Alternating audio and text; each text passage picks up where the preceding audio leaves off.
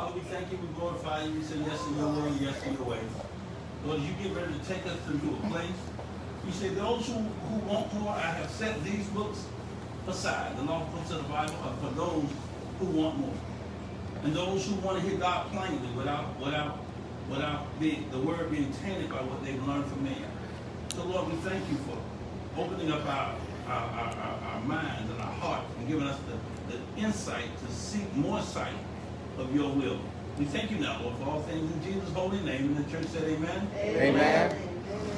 All right, so we are studying tonight from the book of Enoch.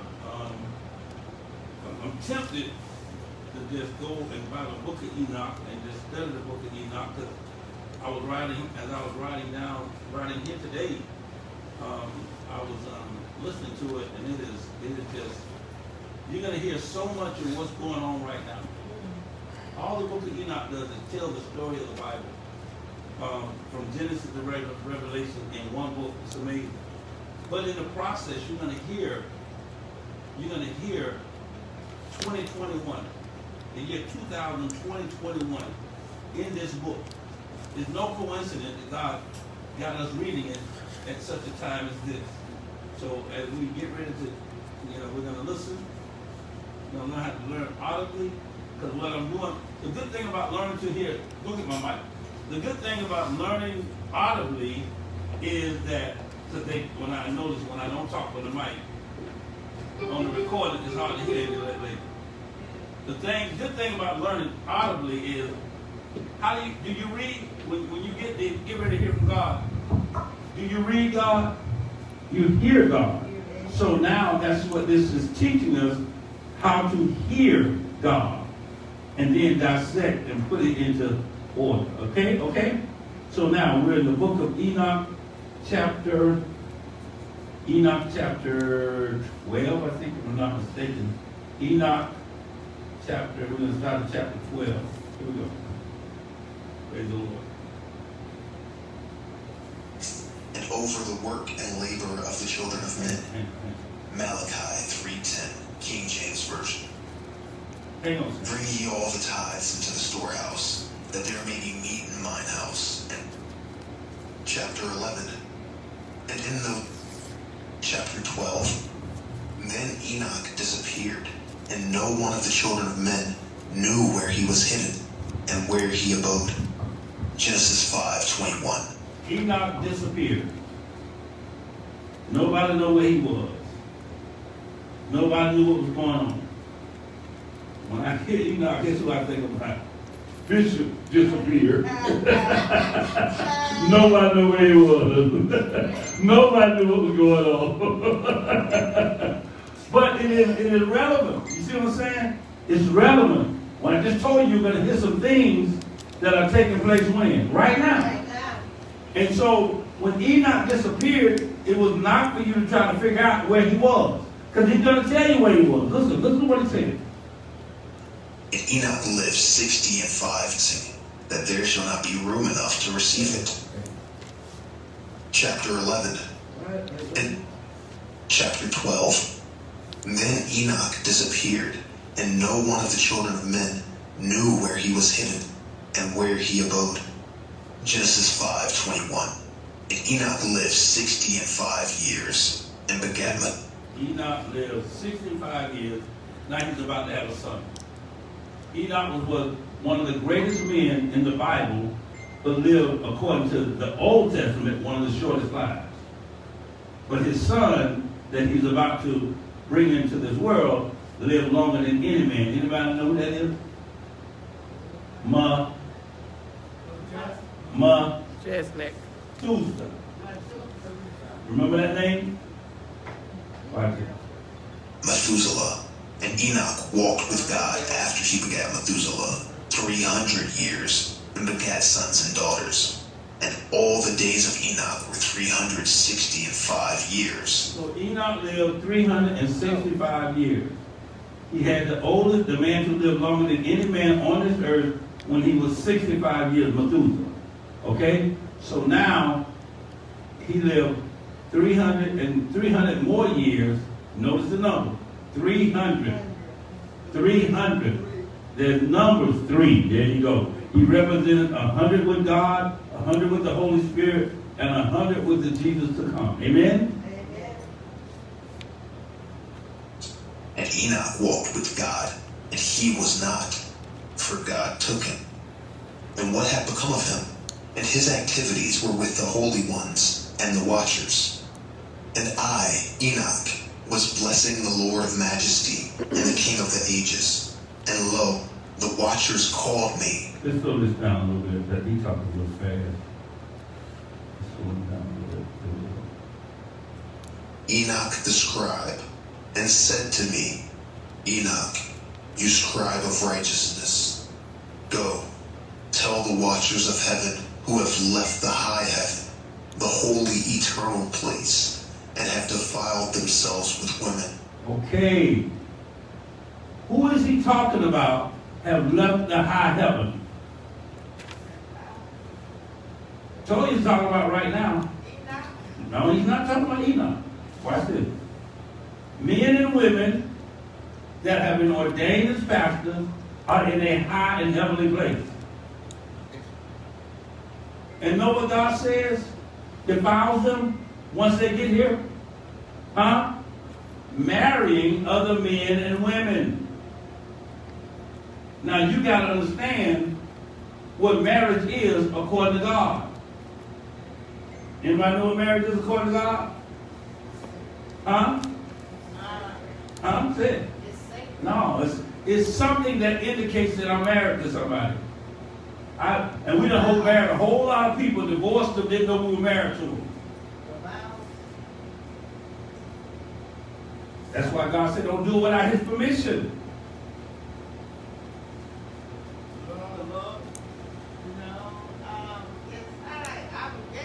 When you hook up with somebody, Girlfriend. no, sex. When you, according to the Bible, according to God, when you have sex with somebody, you marry them. What if they already married? It's not the point. It's already Do you hear what I just said? Huh? That wouldn't be up under union? No, but I was trying to make a point. Okay. The point is, sex marries one, 2-1.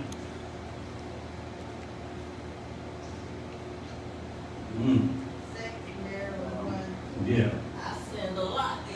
No, you ain't sin. You just did it without, you've been married a lot. Not sin. It didn't say it was sin. It said sex marries one. Adam and Eve never had a ceremony. Watch this.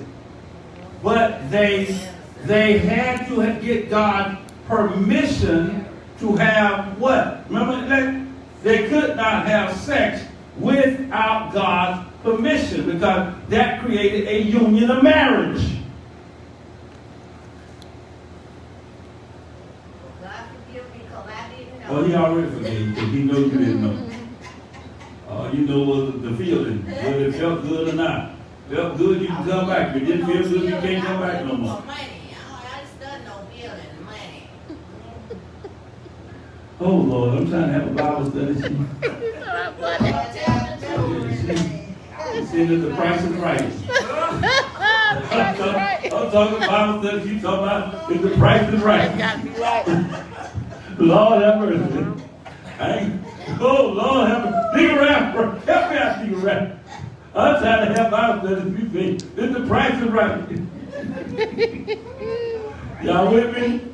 So now, when I have sex with somebody, I married them. So now what they were doing in the church was defiling.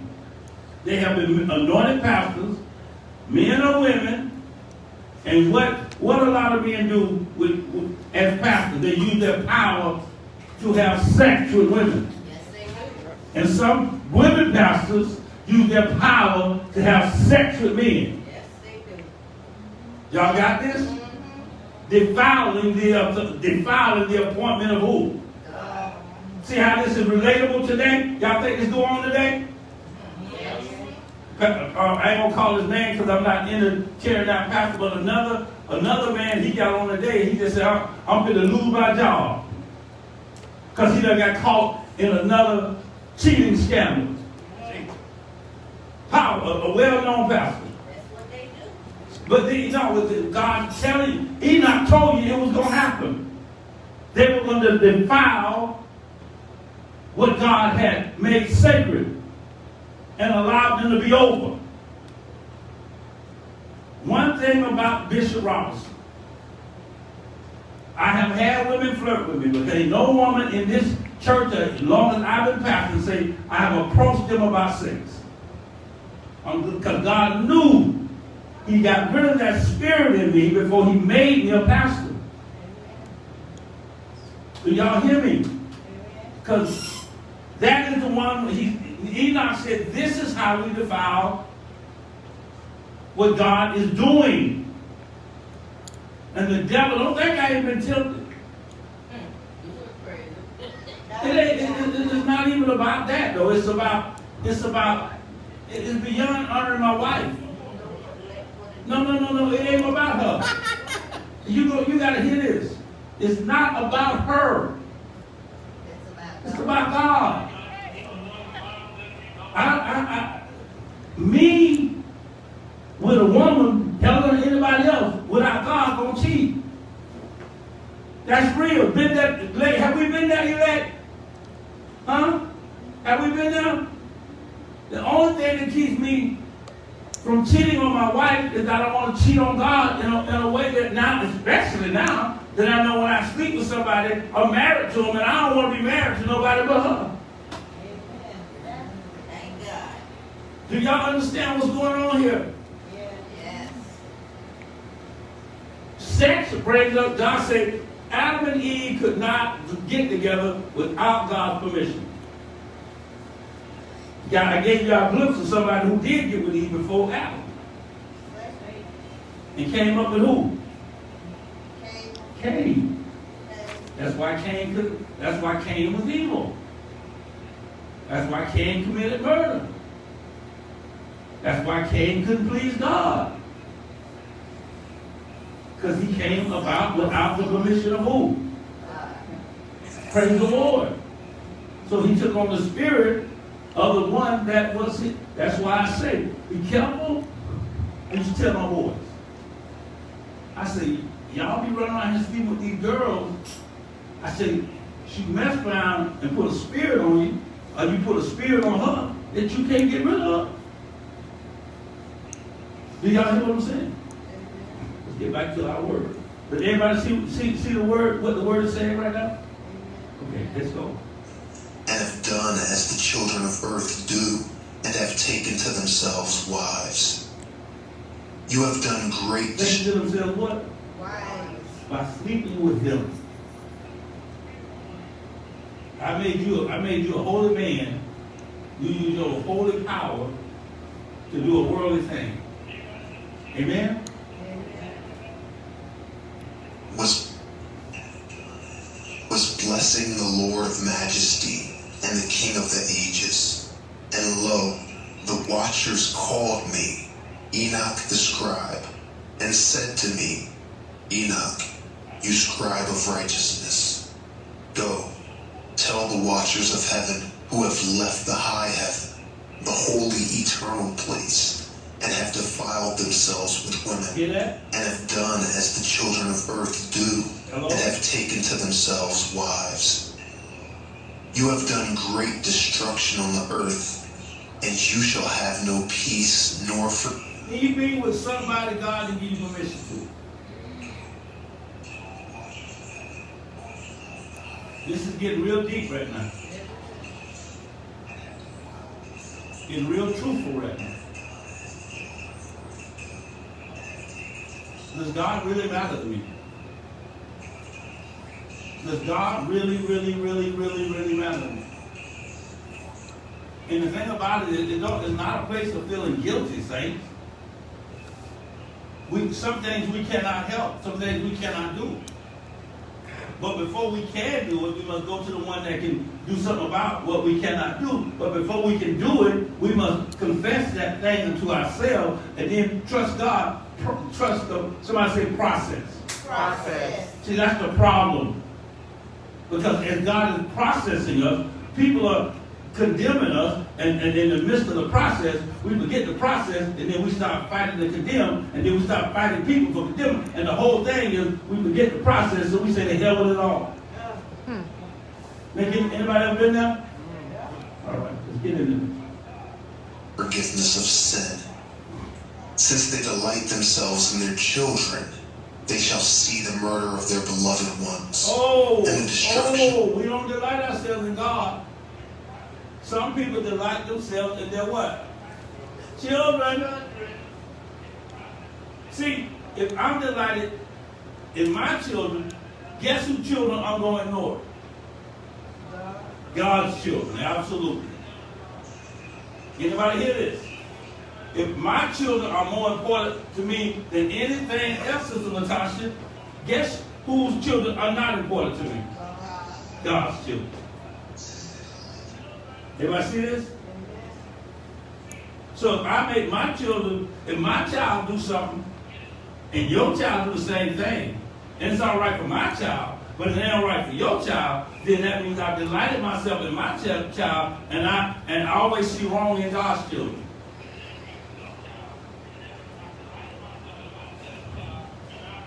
See, when you really get spiritual, religion don't cover all this. Religion lets you worship your children.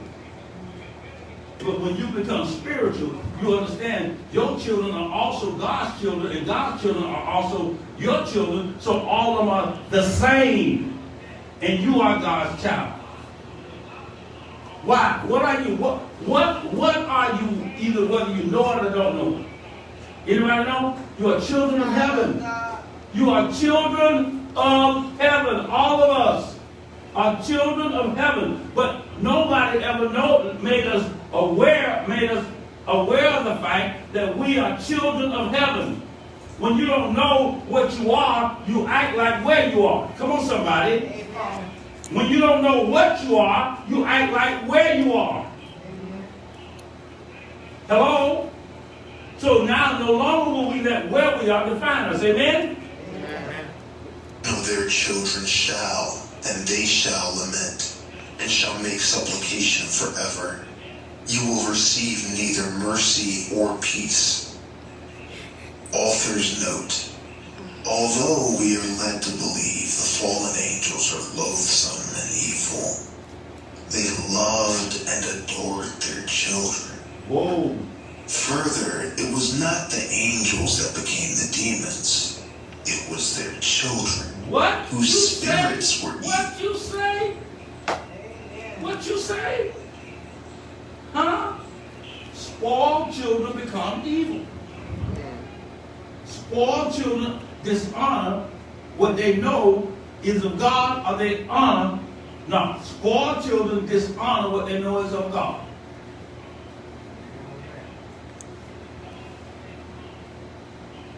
I know I should be in church, but I got a parent who won't put emphasis on it. Y'all hear what I'm saying? Amen. Huh? Amen. How can I be holy?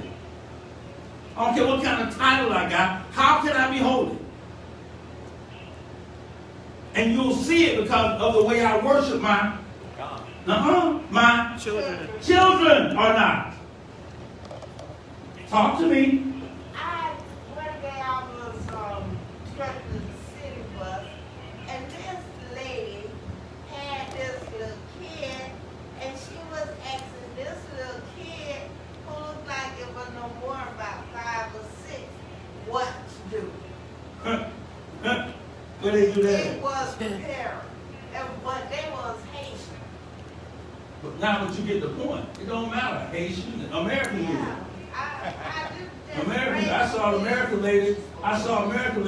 The boy was 9 years old. The boy was 9 years old. We were in juvenile court.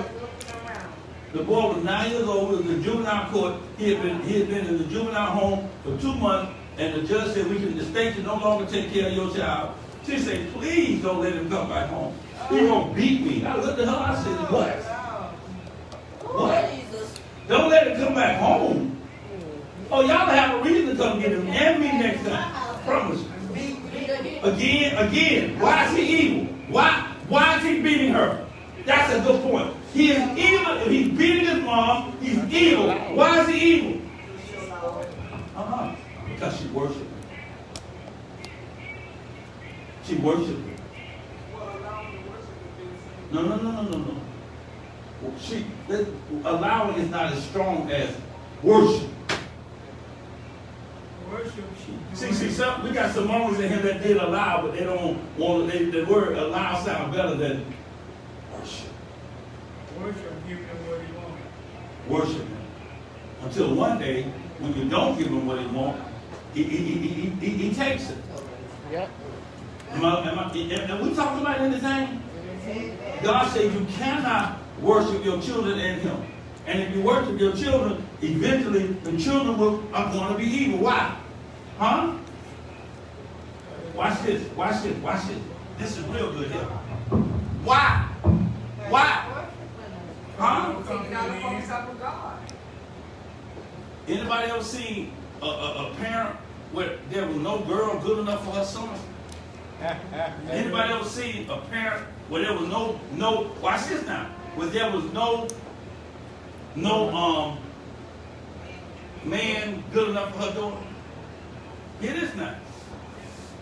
What happens when it goes to another level?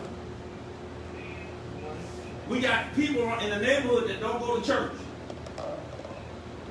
because they're saying there's no church good enough for my child. Y'all see what's going on here? Yeah. If I am not in church, how can I? First of all, how can I remain holy? When God said, "Fail not to Assemble yourself. how can I remain holy?" That's the only way. The evidence of my love for God or not. I'm only lying to myself, professing to be doing the activities of God when I can't even follow the letter. Definitely ain't got no attachment to the Spirit. Talk to me. So Bishop, these days and age, you can't beat your child. So when you beat your child, the police take you to jail. That's why the children get evil. Watch this. If you're under the osmosis of God, I promise you to beat them. And ain't nobody coming. You know why? First of all, the child is going to honor what you're doing if they're exposed to the Word. If they're not exposed to the Word, they're going to find out the tricks of the world or how to keep you from beating them. But if you don't expose them to the Word, one day they're going to outgrow being scared of you. Yeah. One day they're going to outgrow being respectful of you.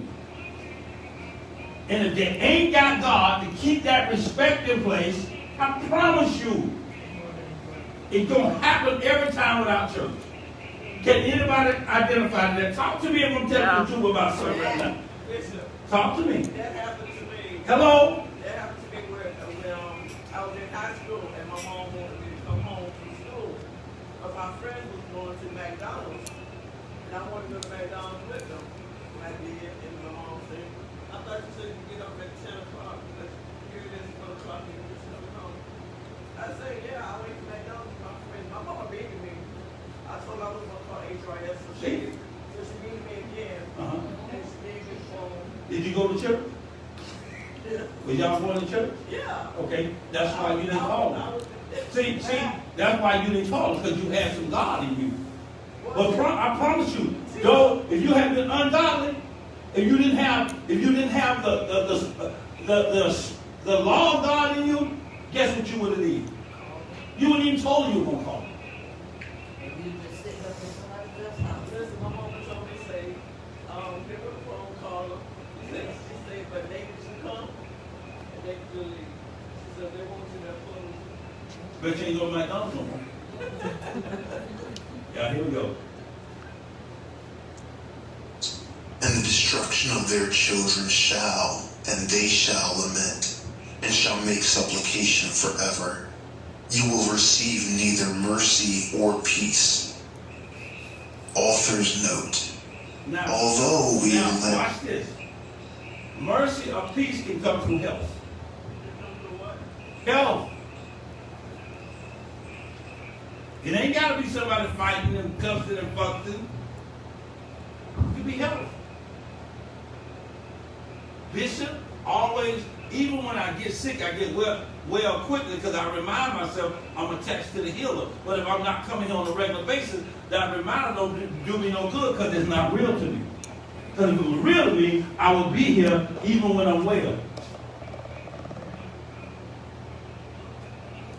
So it ain't got to be that my kids are all bad.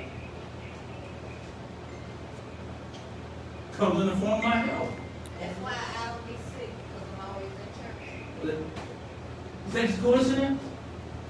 Even with Deacon Joe. Deacon Joe will come here sick with Mama Lynn. Amen. I'll be here. Because we understand the process. God allows us to have bad days to see if we're genuine with Him or not. Amen. Hello? If Jesus was not genuine, we wouldn't be standing here today. Are we real? Are we talking about anything? Amen. To believe the fallen angels are loathsome and evil. They loved and adored their children. Further, it was not the angels that became the demons. It was their children, whose spirits were evil and could not be killed. Does it get any plainer than that? Huh? Does it get any, do I worship my children? Answer that. Don't answer that loud. Answer that to yourself. Do I worship my children? Do I treat my children different from God's children? Listen to the word. Bishop ain't making nothing up. And I sure can't unmake it and say I'm his vessel. Am I right? Boy, look at him. Chapter 13.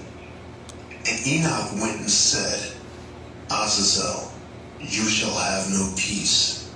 A severe sentence has been passed against you, that you should be bound, and you shall not have rest or mercy. Now, I might deal with a lot of things, but I got a whole lot of peace. I got a whole lot of rest, and it validates my relationship with who? God. Huh? Do you know, man, I think about, I'll tell y'all something. I think about some of the people that I've been exposed to in college. There was something going on in college, and one of my homeboys, President Foster, led something to happen. And it was about 80 boys that took part in it, and about 80 of them had that run around the campus. But before they did that, I had seen that young lady, and a couple of days before that, but nothing happened to me. But it happened to the 80. Y'all understand what I'm saying here? When you are with God, listen to me. Sicknesses that fall on others don't fall on you. Illnesses that fall on others don't fall on you. Because you know what? We all have a certain amount of days that we're going to be sick. And when y'all was out playing and having fun in the early days of y'all lives, from 1 to 11, I can't remember a month of not going to the doctor. Dr. Roland over there by Brown General Hospital. I went to that man, oh my God. Iron low. Asthma. Told him this morning. Doctor told me, he can't play sports. Because if he plays sports and he get too hot, he can have an asthma attack and he could die. I cried and I cried. Dr. Rose said, I'm going to give you this medicine. And then he told my mama to tell the coach, don't let me play more than 5 minutes. That's that. 5 minutes play and sit down for 5 minutes. And when I come out, I'm sucking for air with the little pump. But then, that was 6th grade. 8 years later, I said 13 this morning. 8 years later, I'm playing college basketball. No pump, no air, no asthma. But I could have, watch this now, I could have sucked up for the rest of my life and let asthma defeat me by letting it stop me from living. Do y'all hear what I'm saying? So when the devil can't use something to stop you, he throws that away and tries something else. Yeah. That's it. When the asthma didn't work, he tried something else. That was supposed to stop me from doing what I really enjoy doing. And right now, everything that goes on in my life, especially coming down here today, and y'all can't tell me, somebody told me today, I'm tired, Bishop. I worked today and played a little golf and worked and drove all the way. You cannot get tired if you're serving who? The Bible said don't get weary in what? Well-doing. So you know what that says? If I am getting tired, I have another agenda other than who? In the story. And think about it. How, right now, y'all sure can't tell me you're tired when this lady drove 20 hours to be here for Easter and drove 20 hours back home. Y'all talking to the wrong one right now. I'm going to let that out till I stop pastoring. 20 hours. Toleration nor request granted, because of the unrighteousness which you have taught, and because of all the works of godlessness, and unrighteousness and sin which you have shown to men. Then I went and spoke to them all together, and they were all afraid, and fear and trembling seized them. And they asked me to write a petition for them, that they might find forgiveness, and to read their petition in the presence of the Lord of heaven. They had been forbidden to speak with him, nor were they to lift up their eyes to heaven for shame of their sins, because they had been condemned. Then I wrote out their petition, and the prayer in regard to their spirits, and their deeds individually, and in regard to their requests that they should obtain forgiveness. So what is Enoch doing right now? He's interceding, saints. He's interceding. People feel like they can't go to God, so they need you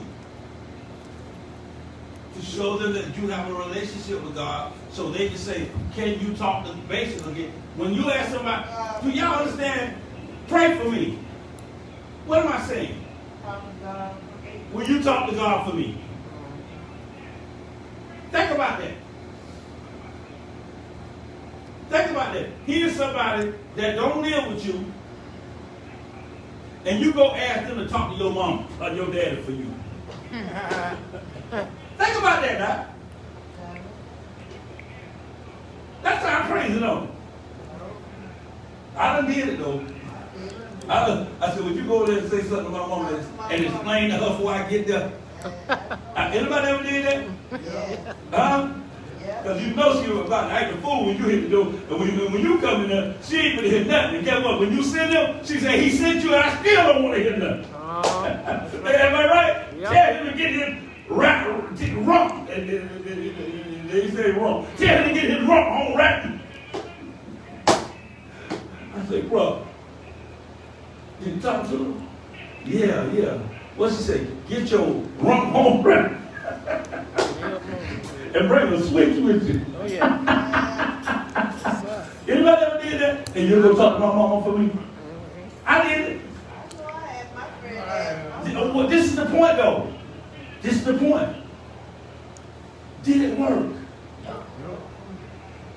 Now, I'm going to tell you how it would have worked. I'm going to tell you how it would have worked. If they would have went without you asking. You know what I'm saying? You know why? your mama know you. You know what I'm saying? And your mama know the first word come out their mouth. Maurice told you to say that. Mary told you to say that. Irma told you to say that. Tell him to get his wrong on right now. But if they went without you and they didn't hear your spirit, it matter what? You see what? Because when you send them, you're going to tell them what to what? Say. So now, this is how prayer works. When you pray for somebody without them asking you to pray for them, then it works. I'm interceding. They're asking Enoch because they can't go to God. You should become the Enoch of your group and create other Enochs. Because one day, guess who else might need prayer? You. And you ain't got nobody in your group that can go to God. Hello? Jesus had nobody in his group that can go to God. That's why nobody stepped in and interceded for him when he went to Calvary. Because there was nobody in his group. Are we talking about this? And forbearance. And I went off and sat down at the waters of Dan, in the land of Dan, to the southwest. Waters of Dan. Went and sat in a peaceful place.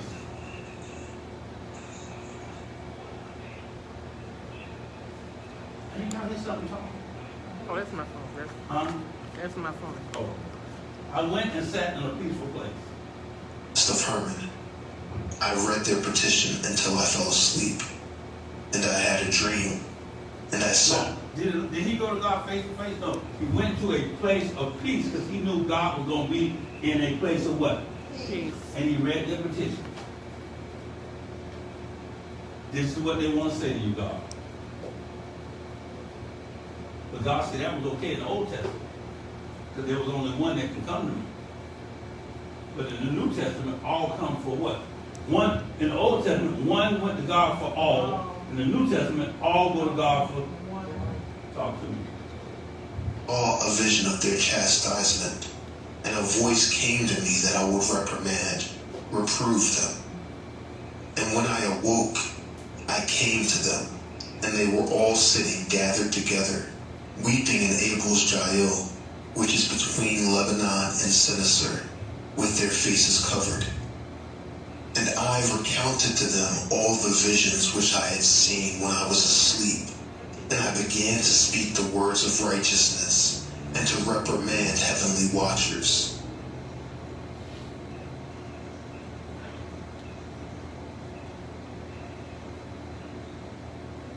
Chapter 14.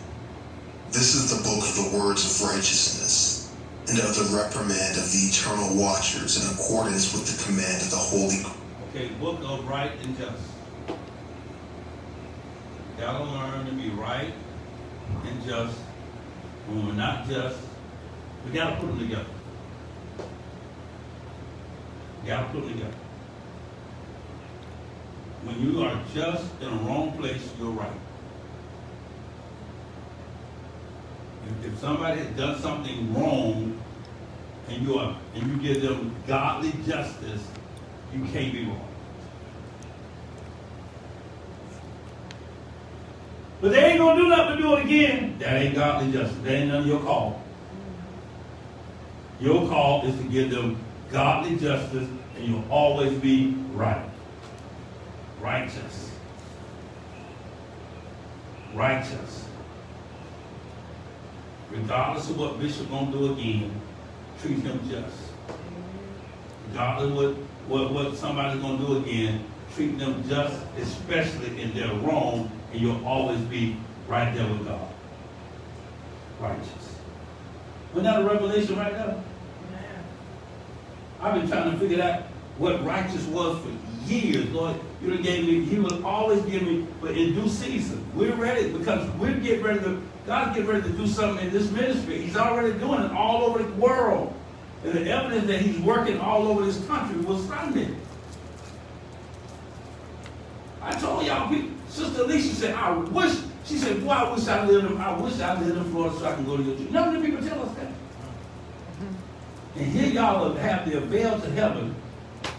And then when God will say that heaven that I put you in, you went when you got ready. So I'm going to let you in when I get ready. Praise the Lord. Great one. In that vision I saw in my sleep. What I will now say with the tongue of flesh and with the breath of my mouth, which the Great One is given to men to speak with it and to understand with the heart. As he is created. Understand with the what? Heart. Huh? What does that say? Always show love in your understanding. Missionary Irma might talk hard, but her heart is always in the midst of what she's saying. It overrides her talk. No, that's serious. You too. You talk hard too, mother. But your heart always override your talk. Can y'all agree with that? He said, always understand with your heart. Our heart indicates what? Love. Always understand with love. How do we understand with love? Can I help you out? Put yourself in their shoes. How would you want to be treated? And they were dead wrong. Do you need to, when you are wrong, do you want somebody reminding you that you were wrong? Do you want somebody telling you how bad you were and how you ain't gonna never be nothing, how you ain't gonna never get it right? Is that what you want? That's understanding with your feelings, not your heart. He said, understand with your heart, saints, not your feelings. Because when you understand what your feelings gonna react to whatever came your way. Your heart does not react. Your heart just loves no matter what, or where, or how. Let's say that again.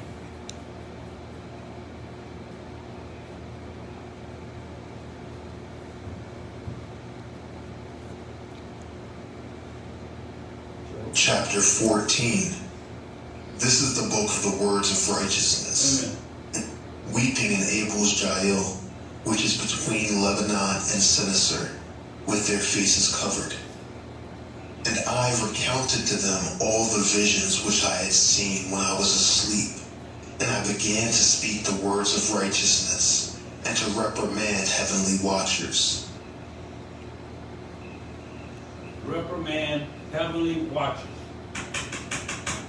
What they doing? They marrying women without God's permission. They marrying men without God's permission. They sleeping around without God's permission. And there will be evidence.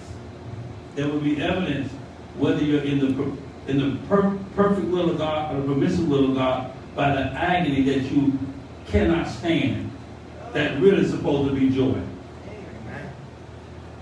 Agony is my place of joy. Because if I know God, I know He got me here. But if I can't talk to God and I need somebody to talk to God for me, I'm scared that He's here. I'm scared that He's here. Understand, whatever I am, who made me? God. So He knows what I am, so I don't worry about what I am. What I worry about is whatever I am, can I love like I'm supposed to? Bishop ain't all that. And I know I'm not. But what gets people is I don't fret over what I'm not, and I don't brag about what I am. I just enjoy this life that God gave me. Life has ups, life has downs, but the abundance life has joy in both places. We all right? Amen. Let's get to chapter 14.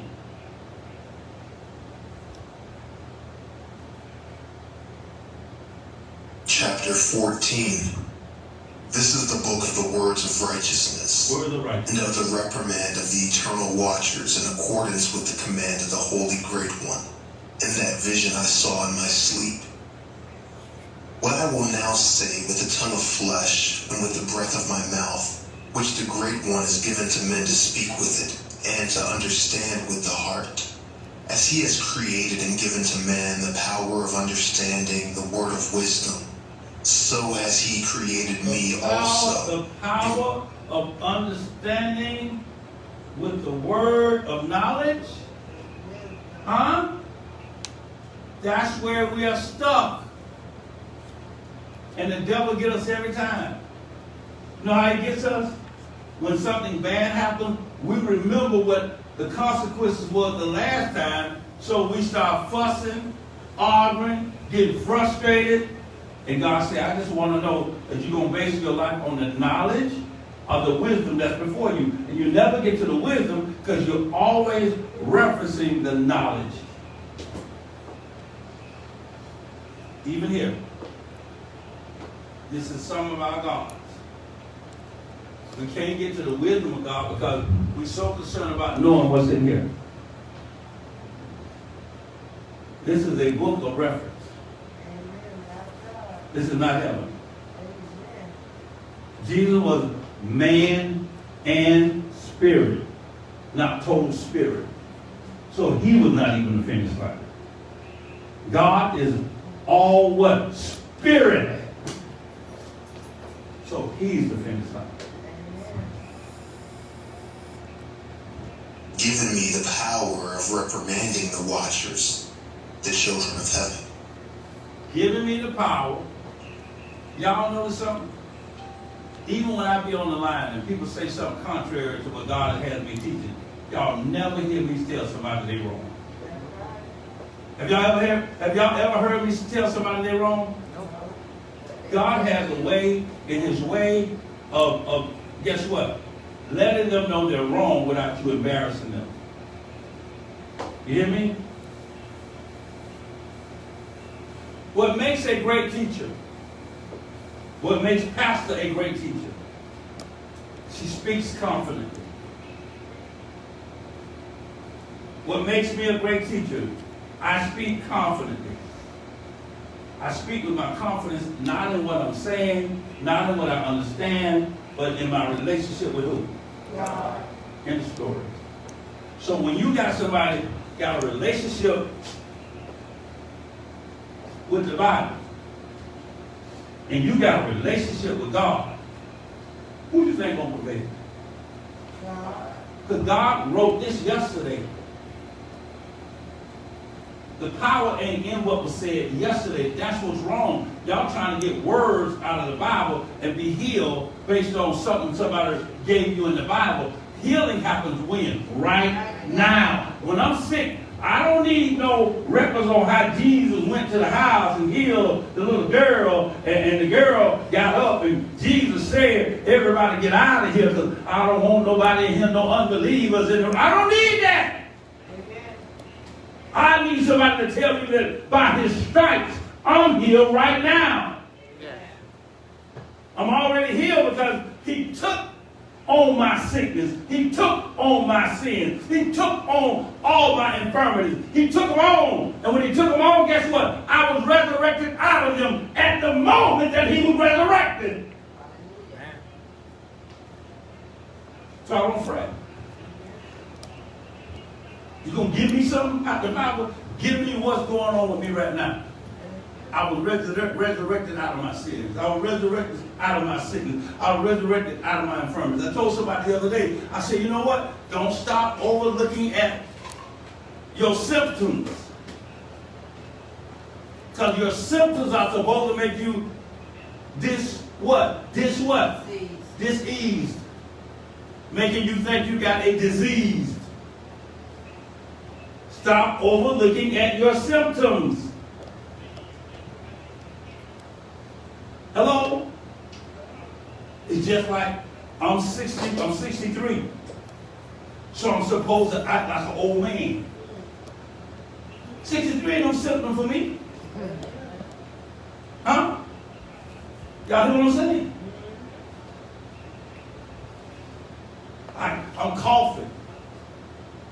so now I'm supposed to have a cold. Cough ain't no symptom for me. Lord, tell me what I need to do. Do I need to have faith in you, or do I need to go get some Robitussin? Whatever I need to do, Lord, tell me. Huh? I don't let the symptom tell me what I am or what I'm not. Never do I let it tell me I'm sick. How can I be sick and I'm walking with God? God said, I'm going to throw what looks like sickness your way to see if you recognize who you with or not. If I lean on the sickness, I forget who I'm what. Hello, somebody. We talking about it today. Oh, yeah. And look, I'm not bragging about not being sick. I get sick. I just don't stay there. Y'all hear me? All right. I wrote out your petition, and in my vision it appeared that your petition will not be granted to you throughout all the days of eternity. Ooh, what do you do when God don't answer the prayer that you ask somebody to talk to? He still get to tell you. Mama said, go get him. Tell him come home. Bring his rump home. He ain't going to get what he wants. He ain't going to get no reprieve today. He said, you ain't going to get what God told me he ain't going to get after your petition. That judgment has finally been passed on you. Your petition will not be granted. From here on, you shall not ascend into heaven again for all eternity, and you will be bound on earth for all eternity. Before this, you will see the destruction of your beloved sons, and you shall have no pleasure in them, but they shall fall before you by the sword. You still see the destruction of your beloved children. You shall see the destruction of your beloved children. I was all about me. Mother Mary, I was all about me. But for 7.5 months, my boys forgot that they were my son because I was bragging about my daughter. How she was going to be my queen, how she was going to be this, and how she was going to be that, and how she was going to be my God. And God saw, God let me see her. What I thought at that time was a destruction, but really it was a reward of not having to deal with this a-hole for a father. Y'all hear what I just said? Talking about me, making her my God. And God said, I'm not going to even put this on that baby. I'm going to get her reward in one day. I'm going to let you see what you thought. I'm going to give you a glimpse of what you wanted and take it away from you. Because you won't give me what I want. Do y'all really know a lot of things happen when you position yourself so God can't tell you no?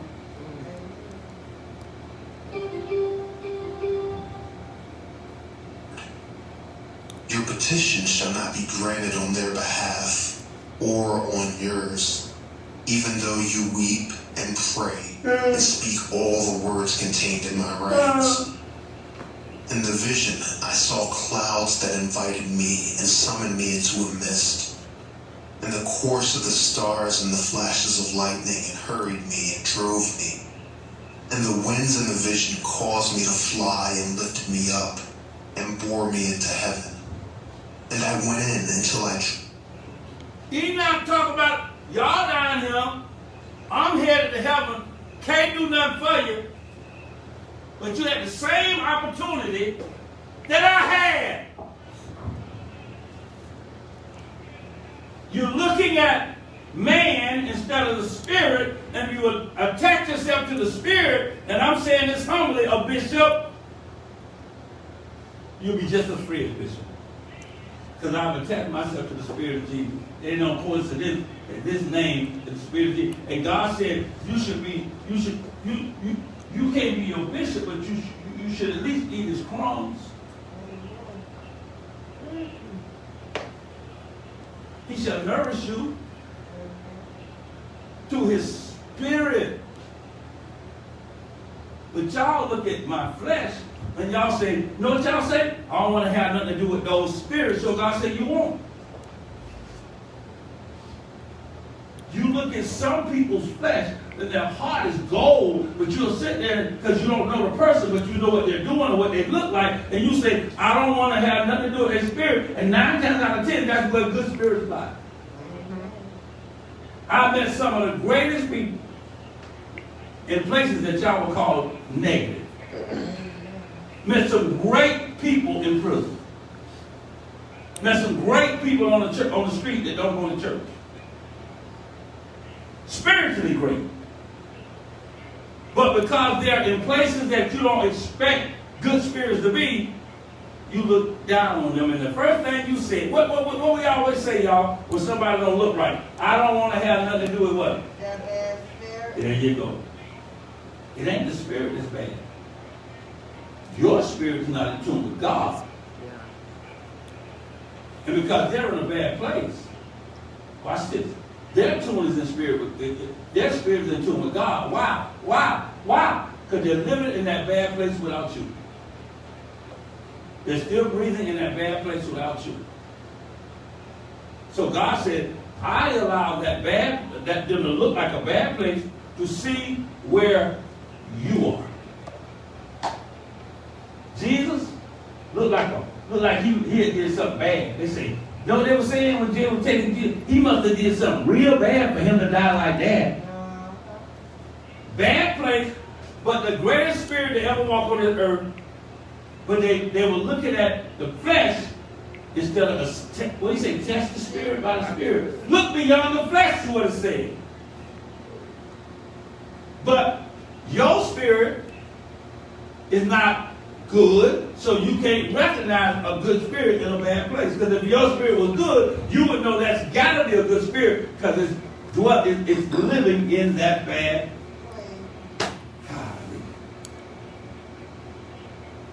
Jesus was beat to death. But his spirit was good, so he got up after they did all that they could do to destroy him. After Satan done all that he could do to destroy you, you got up, so I know your spirit is good.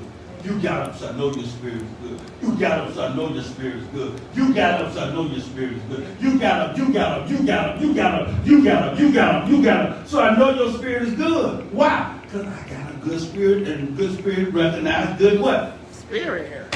Jesus Christ. Now, can anybody have a bad spirit? Yes. Can they? Can they? Can they? Can they? Can they? Yeah. They can display it, but they can't have it. Why? Who created them? God. Can God create anything bad? No. So y'all get the picture here? All spirits are good. Even when they look what? Because who created them? Oh my God. God, you think God gonna make his children? I'm gonna create you and I'm gonna give you a bad spirit.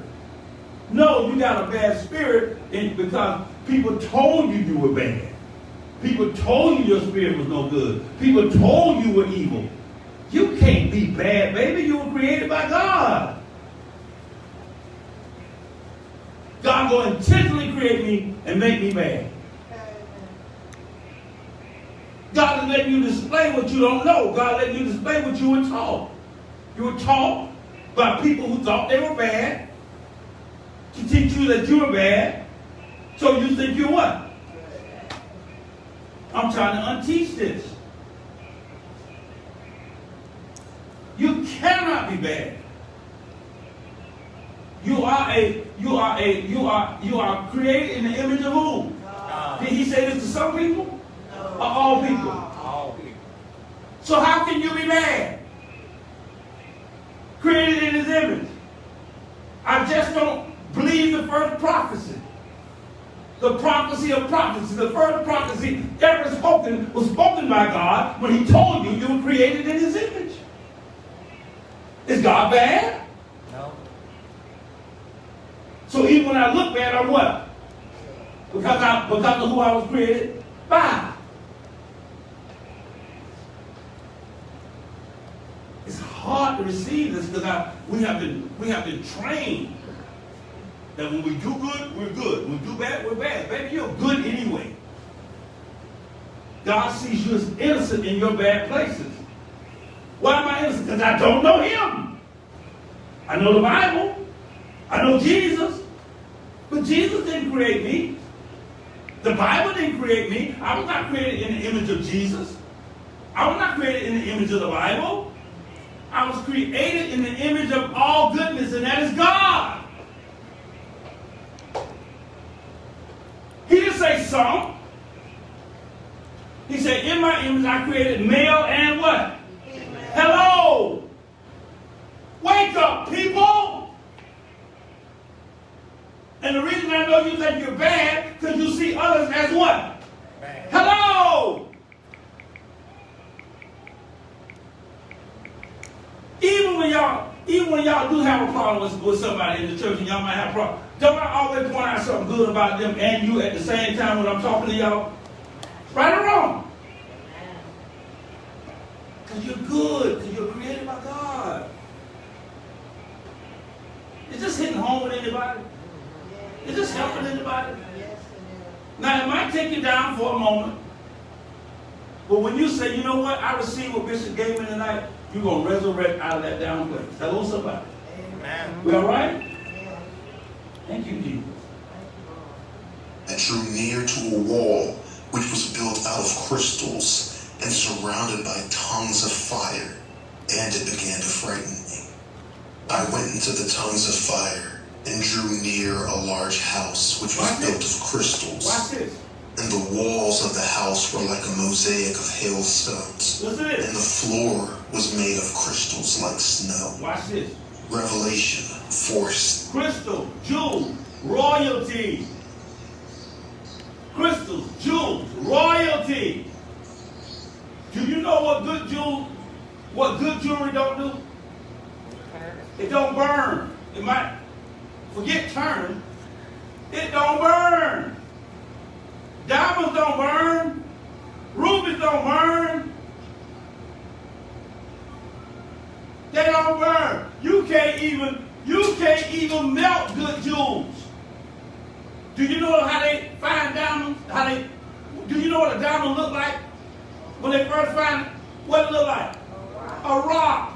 Then they put it in a what? Fire to burn off everything that is not a jewel. So God told us the next time I'm going to baptize you with what? Fire to show you who you are. You are children of heaven. And fire cannot consume you. That's why you are going to be consumed. So now, I've been through the fire, but I still don't believe God loves me. So God got to put me in fire after I come out of this casket called the flesh for another day. For me to realize, guess what? I can't die. I've been in hell for a day and I can't die. Hell can't even destroy me. Because God created me. And guess what else God created? Hell. And guess what's more precious than anything else that God created? You! Precious. We see jewels as what? Precious. They cannot burn. So it's all right for God to put you in hell for eternity. And what it means? Constantly burning. And one day you're going to come to the realization, you know what? I can't be destroyed. I cannot be destroyed. Y'all remember what we used to say a couple of years ago? After every service, I am what? Invincible. Now this is where we are. You cannot be destroyed. 6. And before the throne there was a sea of glass like unto crystal. Watch this. And in the middle. Glass, transparent. Show everything. Show the world I ain't scared of you. Yeah, you did this to me. Yeah, you made me look like a fool. Yeah, you made me look like a lame. But guess what? I'm not a lame, I'm a lamb. Of the throne, and round about the throne were 4 beasts full of eyes before and behind. Revelation 21:10. And he carried me away in the spirit to a great and high mountain, and shewed me that great city, the holy Jerusalem, descended out of heaven from God, having the glory of God, and her light was like unto a stone most precious, even like a jasper stone, clear as crystal, and had a wall great and high, and had 12 gates, and at the gates 12 angels, and names written thereon. Y'all see what's going on here? There's a fortress around you. You are a great city. And God created you. He said they can come in, but they can't do nothing to you because the angels ain't gonna let them. You can let them in, even if you ain't supposed to let them in. You can let them in, but they can't do nothing to you because the angels, you got 12 angels at the gates. And they can't do nothing to you because the angels cannot let them, because the angels cannot do nothing but obey who? God. And when we get to the place where we love all the time, we become angels.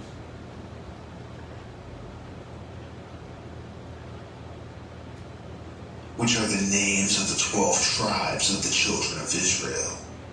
Its ceiling was like the path of the stars, and lightning flashes. Why the 12 tribes? Why 12 tribes? It ain't 12 got. disciples No, going mother. out in different 12 directions. No, mother. Let me tell you the 12 tribes, mother. Ain't got nothing to do with 1, 2, 3, 4, 5, 6, 7, 8, 9, 10, 11, 12. Anybody know what's got something to do with it? Huh?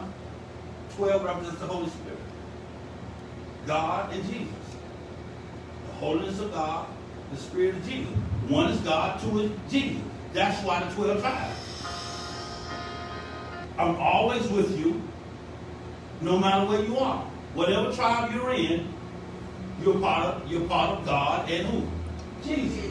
Watching over you. What they created. Got nothing to do with 1, 2, 3, 4, 5, 6, 7, 8, 9, 10, 11, 12. One is God, two is Jesus. His Spirit has you, and God's holiness is inviting you at all times. We all right? Amen. And we're going to. And between them were fiery cherubim. Their sky was clear as water. A flaming fire surrounded the walls. There's that fire again. God letting you burn. He letting you burn. Bishop, I let you burn. But you're still teaching like a beast. Irma, I let you burn. But you love me beyond their understanding. Later, I let you burn. But you're consoling folk like they don't know, even in the midst of you burning. One chance, I let you burn. And your husband so confused because you got a church that adds to the house and he don't know what's going on with his church. Because you keep doing what God called you to do. Fire. Can you not fear the fire? Don't preach that. He told you the next time I'm going to baptize you with fire and spirit. In other words, I am going to purify you. And when I get through, ain't nothing going to be left but a pure jewel. Amen. And God said, I got to burn off all the things that you are afraid of. All the things that you think can destroy you.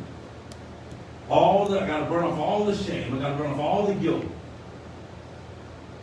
And I'm going to give you somebody that will display being burned and still loving God and loving you in the process. Bishop Maurice Ross, and if y'all don't know me, Pastor Nisa has turned into the same vessel where she loves no matter what. She's been burned, and in the process of being burnt, she was purified. In the process of me being burnt and continue to be burnt, I am being purified even the more for you. If Bishop ain't dead, what am I worried about? Amen. If Bishop, God ain't took his mind, why am I worried about my mind? I gotta look at not what Bishop does, not who Bishop is, but what his spirit says he is. Exactly. Amen. He said, well, what we do is we test the flesh by the actions. We don't test the spirit by the... Spirit. He told you right there, forget looking at what they do. Forgive them, for they know not what they don't know.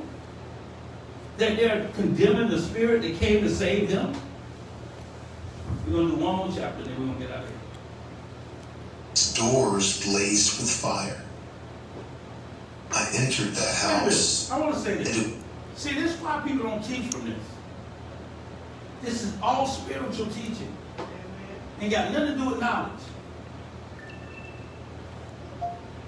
You can go get a concordance and a concordance or a study Bible, and it could break down the Holy Bible for you. But it cannot break down the lost books of the Bible because nobody pays that much attention, because it's more complicated than Revelation if you're not spiritual. But now, as I'm talking to you, after we hear these words, it's fitting right into our life right now. It's fitting right into our lives. Are we right? Am I right? So everybody ain't gonna teach this, because they don't have no knowledge to depend on something they got from somebody else who taught them something that they can reference. Because that's all we are. With the Bible, by now, all we're doing is repeating what somebody else done said. Unless you break it down like Bishop break it down, where he told it out of the way, letting who talk? God. Hello, somebody. So God gave me a lot of practice with the Holy Bible to break down this lost books of the Bible. Come on. One more, we're going to do one It more. was hot as fire and cold as ice. There were no pleasures or life therein. Fear covered me, and trembling got hold of me. As I shook and trembled, I fell on my face, and I saw a vision. And lo, there was a second house, greater than the first. And there all the doors stood open before me, and it was built of flames of fire. And in every respect it was splendid and magnificent, to the extent that I cannot describe it to you. Its floor was of fire. There was a house full of fire, burning to purify me, to get me ready for the house of splendor. This house is only to get me ready for the house called heaven. I'm being purified here. I'm going through. I'm mad because God has purified me. I'm mad because it gets so hot sometimes. When it gets hot, instead of me just saying, Lord, I know you're working on me, I get hot and get mad and fuss at somebody, raise hell with somebody, because it's too hot. It's supposed to be hot down here. Yeah, that's true. Huh? I'm being purified. Can you cuss me out and me not cuss you out? Well, no, when you're still complaining about the heat. Boy, this is a heat that air conditioner won't fix. Ain't gonna do you no good. Do you feel yourself being purified? Do you feel yourself getting less angry? I might still get angry, but it should be taking me longer to get angry. I might still be reacting, but I should be taking me longer to react. That means the purification process is what? Working. Working, yeah. I'm not all the way there yet, because God says it is a process. God. That's good, yeah. I had the audacity to tell me today. Man, I almost turned my car around. Yeah. I worked today, played golf, drove down here all the way because my wife ain't feeling too well. Hey, I need you in church. Oh, I'm just too tired. Are you serious? I'm almost like you said a bad day. No, Jesus had a bad day. Let me show you a tiring day. Getting up at 5:45. Going on Wake Up with Jesus. Entertaining two bishops that then came to your city. I don't play golf no more. But they came and said, Bishop, we want to play golf. So I entertained them. Lead them, go work a little while. Then go by, then when I get to working, go out and buy me go to the store, buy a sprinkler, the water my grass. Then get in the car. See, my wife ain't feeling too well, so I conditioned myself to drive all the way.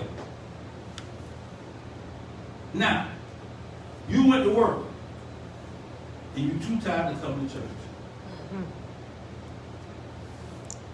Huh? Y'all feeling me a little bit? Oh, yeah. A little bit? Mm-hmm. The last person used to say tired to his bishop.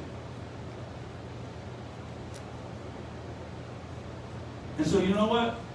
And this is how I look at it, Mr. Montez. Your excuses are not to do what I'm trying to get you to do for God. So when you reject God, I don't stand a chance, so I shut up. Y'all heard what I just said? Yeah. I'm not asking you to go somewhere and me and you stick around and do something. I'm not asking you, Joe, to go to a bar, let's go look at some women. I'm asking you to come serve God. Do y'all hear what I'm saying? Huh? This goes for everybody. This ain't no one person. This goes for everybody. Am I frustrated? Yes, I am. But I love y'all, so I don't get mad. I understand you're not there yet. But man, what I tell you, you gotta position yourself for God. There's something you're gonna want from God. And God said, I would have did it if you wasn't tired. Yeah. So now that you were tired, guess who? Well, God said you reap. God said when you get tired, I'm gonna sow you what you reap to me. You were tired on me, I'm gonna be tired on you. Amen. You don't want to come see me?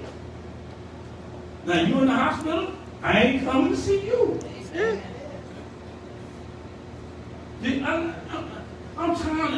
I'm not just talking, I'm talking to everybody at the church all over the country. Remember, God said, whatever you give me, I'm going to give what? Back to you. That's right.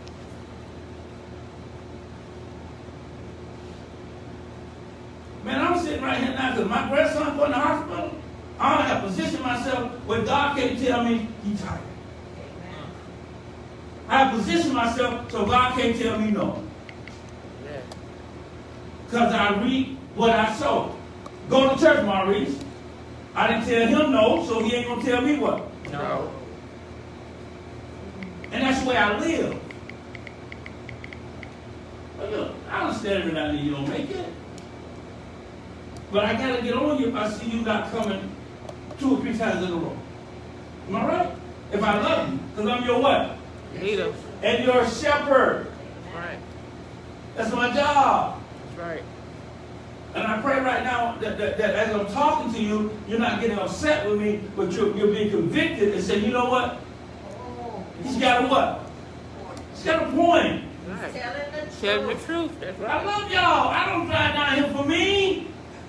I got a relationship with God. But I know for me to keep it, wherever he appointed me to go to church, I got to be there more than 9. The Bible said, do not be a burden to who? Your spiritual what? Leaders. Hello. That's right. Hello. Come on, saints. Come on. Let me get this last chapter so we go home. Last chapter so we go home. Run home, y'all. Y'all enjoying this? It's a little different. It ain't here. And above it was lightning and the path of the stars, and its ceiling also was flaming fire. And I looked and saw a throne set on high. Its appearance was like crystals, and its wheels were like a shining sun. Chapter 15. And he answered and said to me, and I heard his voice, do not be afraid, Enoch, you righteous man and scribe of righteousness. Approach and hear my voice. Huh? Huh? Do you really have confidence to go to God?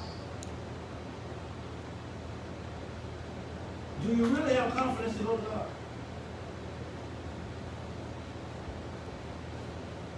I got confidence to speak for God. Why? Because I know whatever I'm doing, Who spoke it for me to do it? Whatever has happened has already been what? Spoken. Go and say to the So if one. I call you about church, who told me to call you? God. So when you tell Bishop no, is you tell the Bishop no or the one who sent Bishop? God. That's why you say, ain't no sense in calling Bishop, because I'm gonna end up doing what you ain't doing what I want to say. When you hear God, you hear his voice, and you cannot turn him down. Except you looking at me. No, I'm not looking at you, I'm looking at the conviction that you put out when you say, really, you're not going to come? And you just have to say, okay. I mean, how can you tell a man that they'll go 200 miles that you ain't coming? Yeah. Richard? Yes. How can you? Him is most important. He coming. He gonna be all right. I feel him though. I feel he coming. I feel the spirit. He gotta get it back in. He's getting back into him. He's getting back into him. I feel it. I really feel it. I feel it. Yeah. Treasures of heaven, for whom you have come to intercede. You should intercede for men, and not men for you. Huh? Wait a Why? minute. All What right did now. that say? Intercede for men and not you. And most times we get mad because people don't love us like we love them. He said, no matter what they do for you, you're not here for them to do something for you. If they do it, fine. That means they know me. But if they don't, you still do it for them so they can get to know me. Amen. You still do it for them. You want to say something about it? Yeah, it's like Give it that mic. Give it that mic. 'Cause we live right now. Give it that mic. Give it here. Yes, ma'am. that's like when God tells you to talk to somebody or tell somebody something, you like, I don't talk to that person don't like me or whatever, but when God tells you to do something or to encourage somebody, you're supposed to do it. Tell me what you did. You reap the consequences. Tell me what you did this week. Tell them. Because I was so proud of my wife this week. Super proud of her. Watch what she did this week. Y'all know Mr. Fred. Okay, Mr. Fred. And Bishop ex-wife, Barbara Adams, Don't say what it was. Just say she was. she was ill. And I called Fred and I told him, I said, well, tell your sister I'm praying for her and I hope she feel better. If she have any questions about what she's going through, call me. She might ask me any questions because I've been there. And I can tell her some things and I can tell her some things that's not good for her and that's not good for her. So this should be with me back. Yeah. But the Holy Spirit had told me to do that. Like I told Bishop, I didn't do that for any accolades. I did that because I love her. When you can love your enemies, that's your reward. And even doing that, I start feeling better. So I just give God all the glory. When God tell you to That do was an something, opportunity to you give. do it. I could have sat back and I ain't calling that lady, I'm not going to do that because of who she is. But I looked at who she is. She's a child of God, just like I am. And I wish somebody do that for me. You know, but that's what it's all about. We have to help others and speak for others. Whatever God tell you to do, whenever He tell you to do it, whatever He tell you to do, you better do it. I don't care if you like that person or not. You better like him at the time God tell you to do it. That's right. Now, and so now, what is she saying, Deacon Joe? She said, my husband, now y'all understand why I'm with my husband. I know he loved me. I can pray for his ex. I can talk to his ex. And if he talked to her, it's okay too because I know he loves who? Amen. I know you love God. There it is. That's You it know I right love there. God. You understand what I'm saying here? That was her opportunity to get well. Most of y'all miss y'all opportunities because of who it is. You heard her say, once I did that, I began to feel better. Y'all hear this? If you're trying to wrap your hands around this and be practical, you'll never get there. You cannot be practical and spiritual at the same time. Practicality is in religion, not spirituality. See, what's practical? Right or wrong? Righteousness is not practical. Being just when somebody is wrong. Hello? I'm sorry. Being godly just. Because just in the flesh is, if you did wrong, you deserve your punishment. But if you're godly, if you're giving out godly justice, if you did wrong, you're still supposed to be treated with love. Godly justice. Righteousness. I said, well, Lord, you gave me all these words, but you never, I've been trying to find out what is right. He said, do the Ebonics, Bishop. Do the Ebonics. How does it sound? Right? Just. I said, God, right there in front of you. Just, be just, and that will always make you right. In God's eyes. Godly justice. What is godly justice? Love. No matter what. Let's get rid of this. Get out of here. For what cause have you left the high, holy, and eternal heaven, and had sex with women, and defiled yourselves? There it is. Marrying other people that God did not put you with. Without God's what? Permission. Marriage was defined by who you had sex with. That's how I know we are so far from the Spirit of God. Because y'all don't realize, think about this now. Think about this. You were not supposed to have sex with nobody until you got what? See that? See it now? Talk to me. It's like some years ago, the younger couple.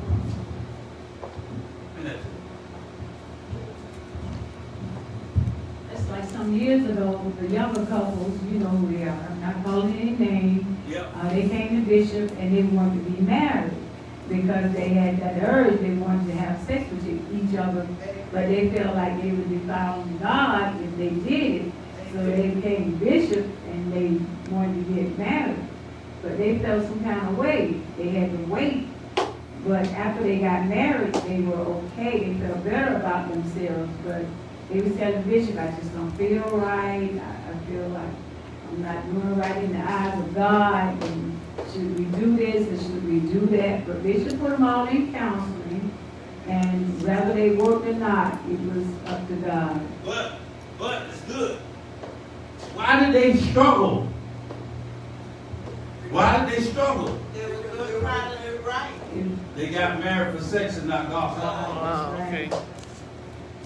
Every one of them struggled. Yes. They were struggling because they felt bad about having sex without being married. But then, when I do that, I got married to have sex and not for, not for love.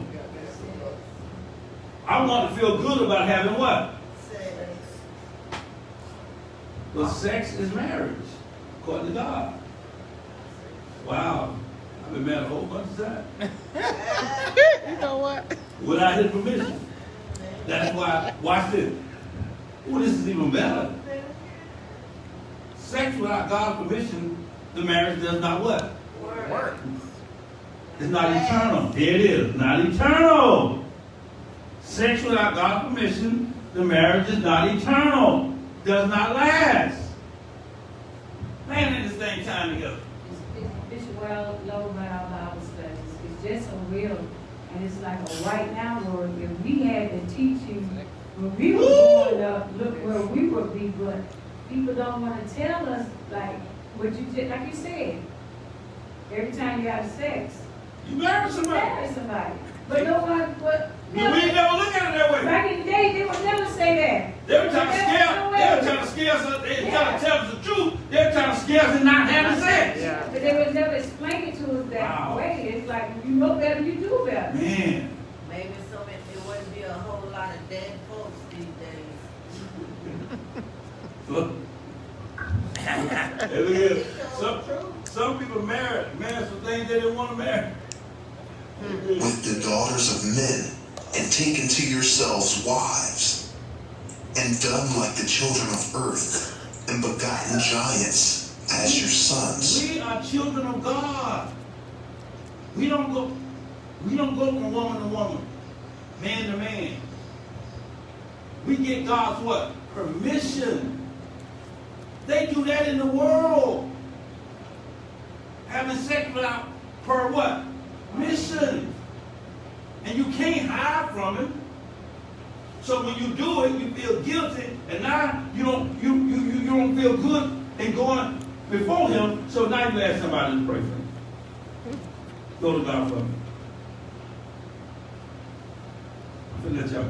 Bishop, one thing you're teaching now, you're teaching the young men that how to have one woman. Because when you were growing up, they were telling you how many women you had. That's what made you a That's man. what made you a man. I'm serious. You've been married a lot of times. Yeah. Ooh, you're a big man. Now you want to put it that way? You just got with me in second grade instead of Larry. I've been married one time because you're the only one I want to marry. Hello. There's nothing that go there. That's right. Hello. You got a lot of notches on your belt. It's all your fault. Well, God would have gave me that gold in the beginning. There would have been no silver, bronze, or copper.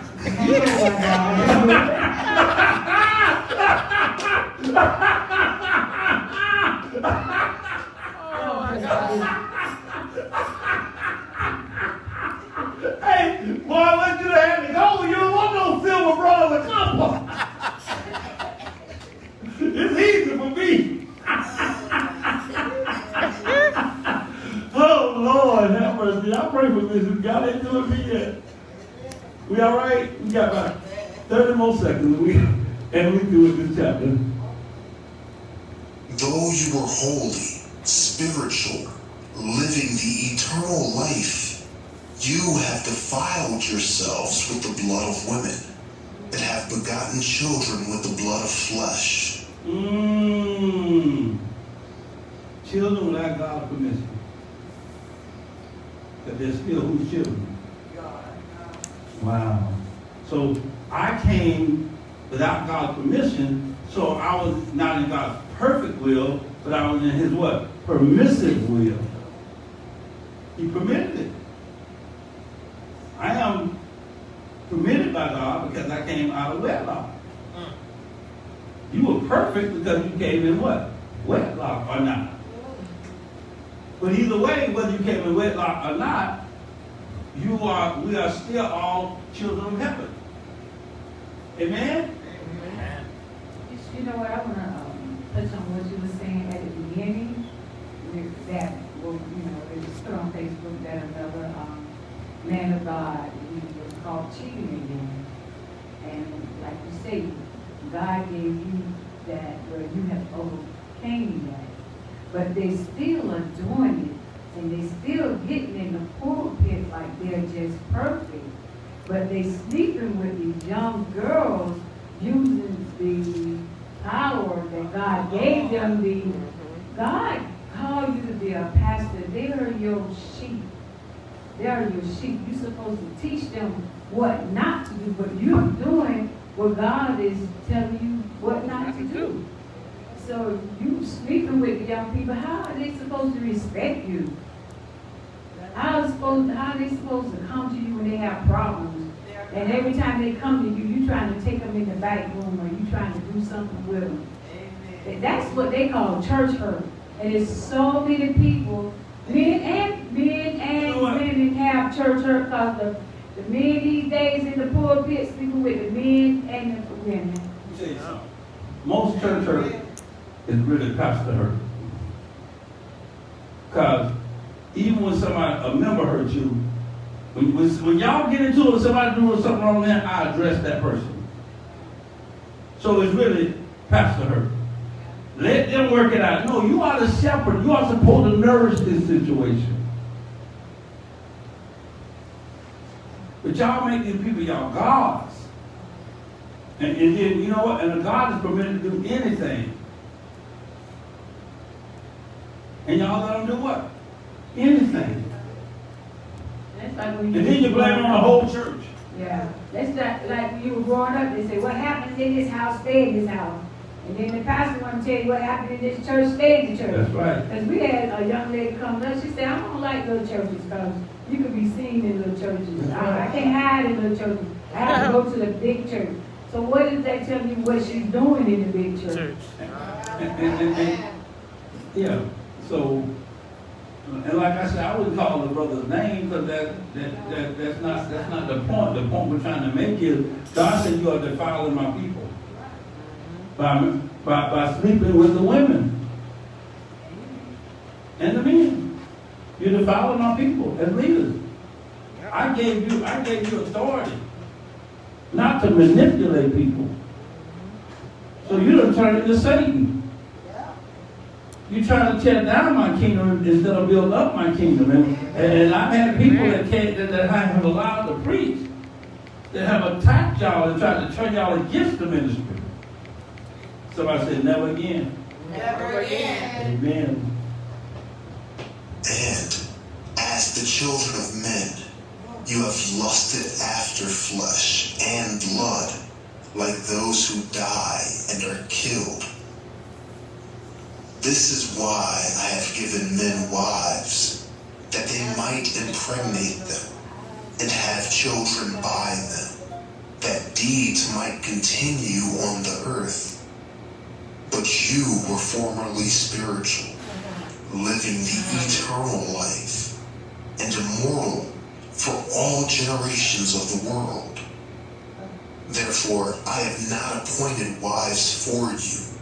You are spiritual beings of heaven, and in heaven was your dwelling place. Luke 20:34.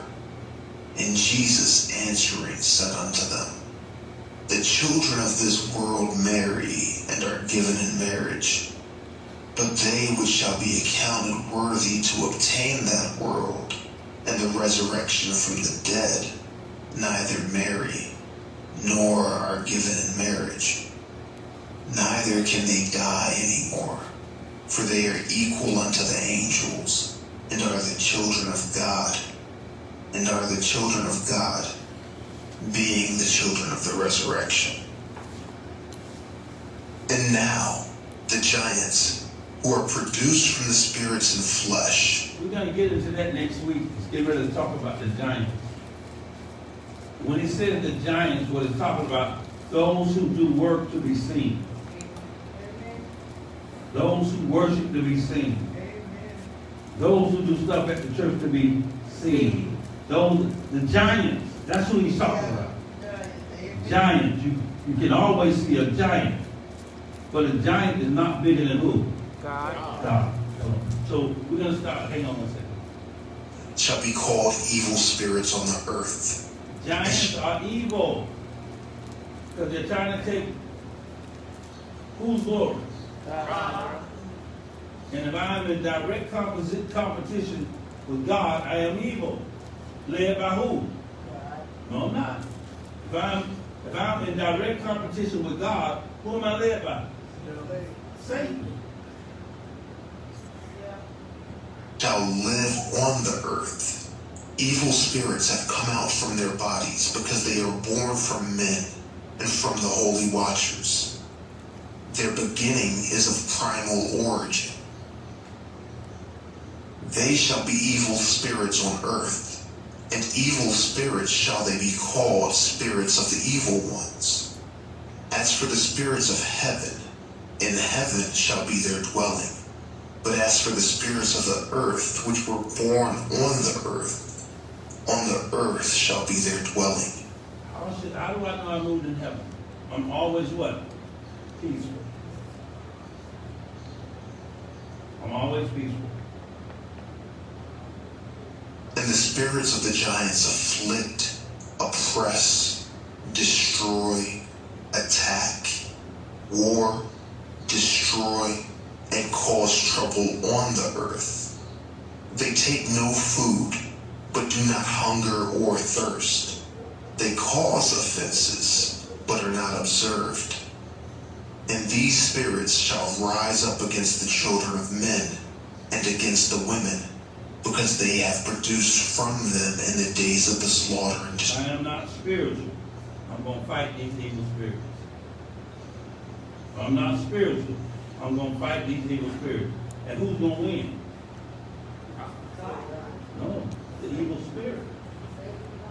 If I fight evil spirits, I'm going to lose. Why am I going to? If I fight an evil spirit and don't turn myself over to God, why am I going to lose? Because the spirit is a little bit higher than a man. The devil was created a little bit higher than man. And that's why the devil is so upset with man, because you were created a little bit lower than me, but God loves you more than me.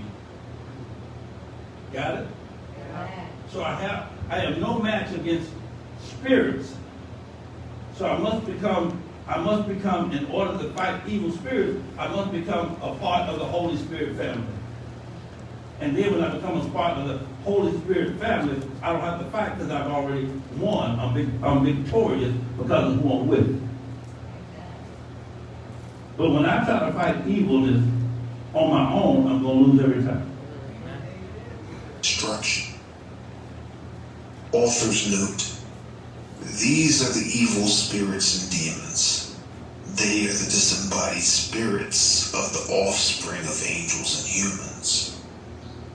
The Book of Jubilees. Because of these three things came the flood on the earth, namely, the fornication that the watchers committed against the law of their ordinances when they went whoring after the daughters of men, and took themselves wives of all they chose. And they made the beginning of uncleanness, and they begat sons, the Nephilim, the fallen, and they were all dissimilar, and they devoured one another. And the giants killed the Nephil, and the Nephil killed the Eljo, and the Eljo killed mankind, and one man killed one another.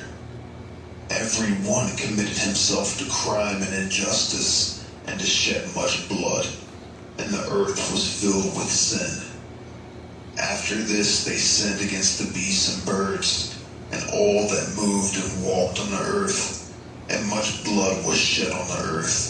And men continually desired only what was useless and evil.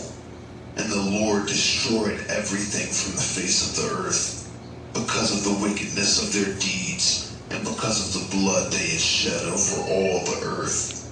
He destroyed everything.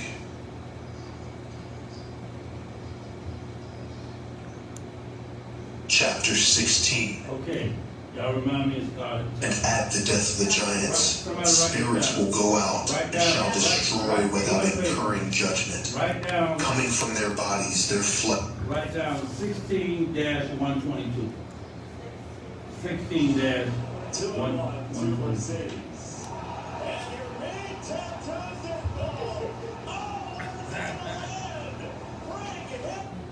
Everybody blessed today? Amen. I shouldn't have did this for that, but I gotta get y'all home. We gotta go. Everybody, y'all enjoy this? Yes. Okay. Father, we thank you. We thank you for what you've done. We thank you for being God. We thank you, Lord, because what they have given tonight, they gave of their spirit. And tonight we don't want any money. We want what they have, what they received, Lord. We want them to give back into the people. And for that we say thank you in Jesus' name. Amen. Amen. Yeah. I'm gonna give for everybody. I'm gonna give for the whole. Don't put the mic up though.